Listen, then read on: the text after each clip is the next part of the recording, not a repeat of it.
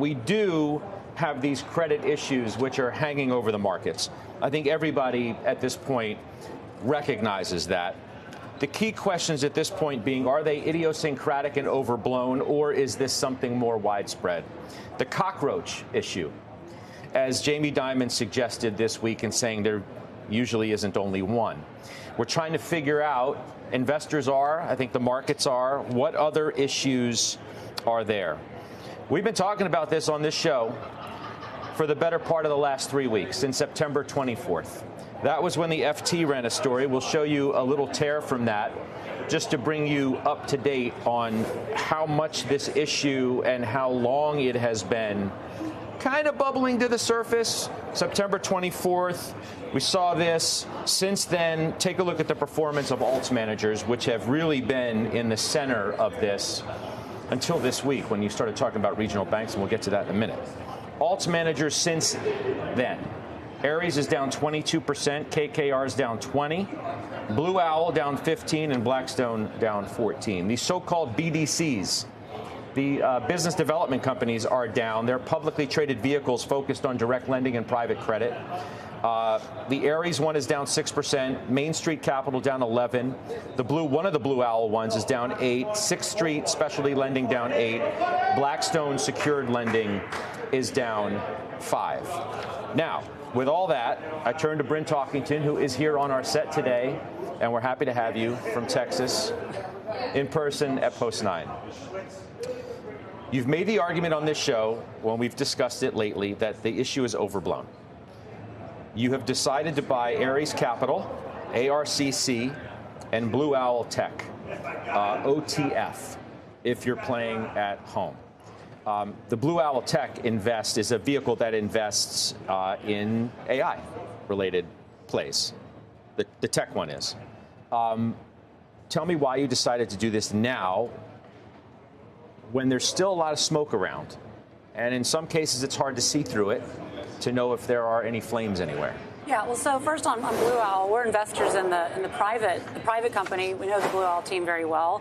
I think that for investors, as everyone's been talking about Tricolor and First Brands, first of all, with Tricolor and the comment about cockroaches, I mean, just calling balls and strikes, JP Morgan, I think, took a $500 million hit from the revolving warehouse facility of Tricolor, and other big banks had a lot of exposure to First Brands. And so I think in the credit markets, credit's always risky, and underwriting standards, I think, is what the question is on Tricolor and First Brands specifically.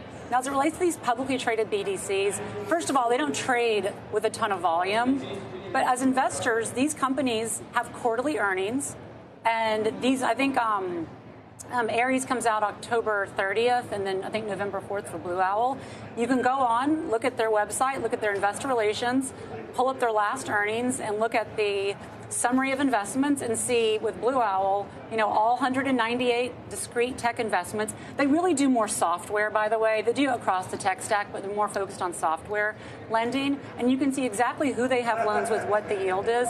And so I think in terms of transparency, this private credit narrative, I think, is a very broad brush of a heterogeneous asset class. And so with both of these, I can get about a 10% yield. They're both trading between like 10 to 8% below book value. I think a year from now, I can look back and have a 20% total return in an asset class that I know I have complete transparency in both of these BDCs.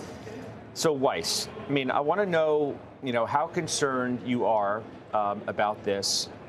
This seems to be a far greater issue on underwriting standards being more of an issue than just with First Brands and Tricolor, that there was such high demand for leverage loans, which were, the demand was at issuance was at a record in the third quarter, that to meet the rush for the demand, underwriting standards were lowered to get the loans, so to speak, out the door. Right. And now we're seeing a little bit, when the tide goes out, who's got a bathing suit on and who doesn't. Right. In some cases, the tide hasn't fully gone out yet, so we're not really sure who has what. The market is kind of guessing a little bit.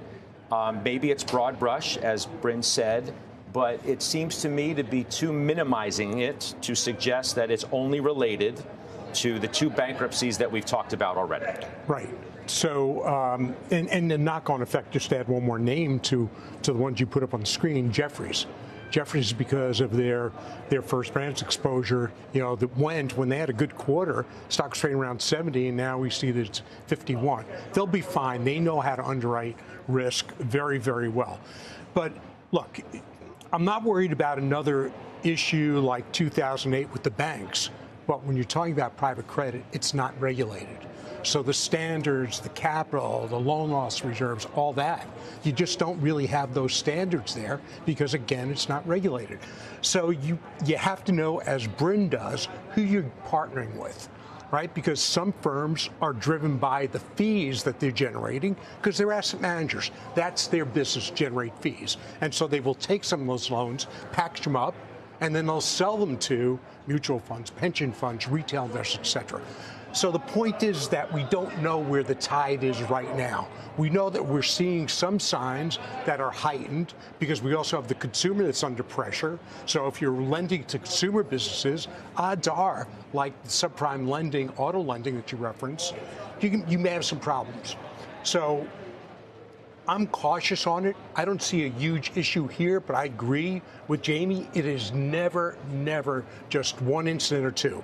So I think could it underpin the whole market? Surely it can. Just because they're publicly traded, and as you suggested earlier, you're getting a look as an investor where the loans are going and to whom.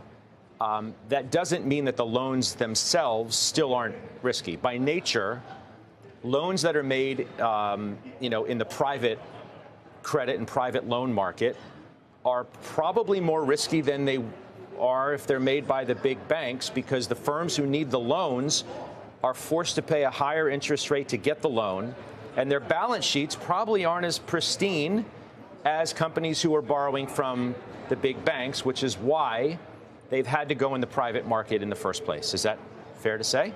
I think that's a narrative. I would say a narrative. Isn't that fact? No, I think you have to go back further, that the banks were doing this lending for decades. Yet the banks, what they did is, we all lived through the great financial crisis.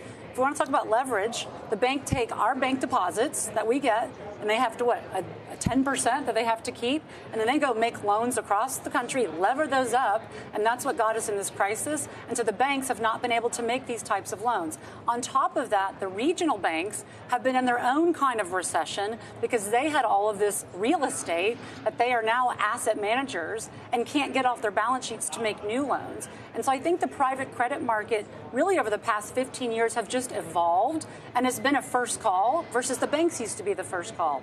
You do have to go back with what Steve said, is you have to know the underwriting standards. And so with Blue Owl, they have very stringent, what's the EBITDA of Klarna? What is the EBITDA? What is the growth? So they are not willy-nilly making these loans. And so I think that me as an investor, no, I'm not making the loans myself, but I have a very high level of confidence in the firms. Like, people have confidence in JP Morgan's underwriting ability.